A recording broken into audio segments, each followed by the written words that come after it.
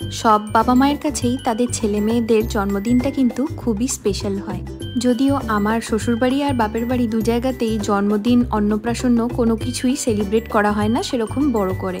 ছোটবেলায় যখন আমি দেখতাম যে আমার বন্ধু বান্ধবদের জন্মদিন বড় করে সেলিব্রেট করা হচ্ছে, আমার আর আমার বোনের হচ্ছে না, তখন কিন্তু খুবই কষ্ট হতো। আর সেটা কিন্তু আমি ছেলের ক্ষেত্রেও ফিল করতে পারি। আর ক্লোজ ফ্যামিলি মেম্বাররা সবাই তো দূরেই থাকে, তাই সবাইকে ডেকে আর সেভাবে সেলিব্রেট করা হয় না।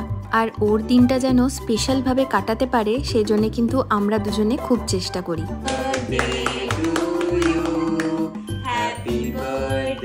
আমি একটা জায়গায় শুনেছিলাম যে মোমবাতিতে ফু দিয়ে নিভিয়ে দেওয়ার পর পাশে আর একটা মোমবাতি রেখে দিতে, সেটাকে জ্বালিয়ে দিতে, যাতে খারাপগুলো সব চলে গিয়ে নতুনভাবে নতুন আলো যেন ওর জীবনে এইভাবেই ফুটে ওঠে।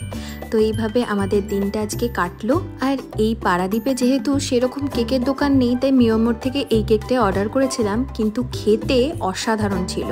আর সামান্য স্ন্যাক্সেরও আয়োজন ছিল কেকের সাথে। নলেন গুড়ের পায়েস বানিয়েছিলাম স্পেশালি জন্মদিনের জন্যে, আর রাতে ছিল ফ্রাইড রাইস আর চিকেন মাঞ্চুরিয়ান।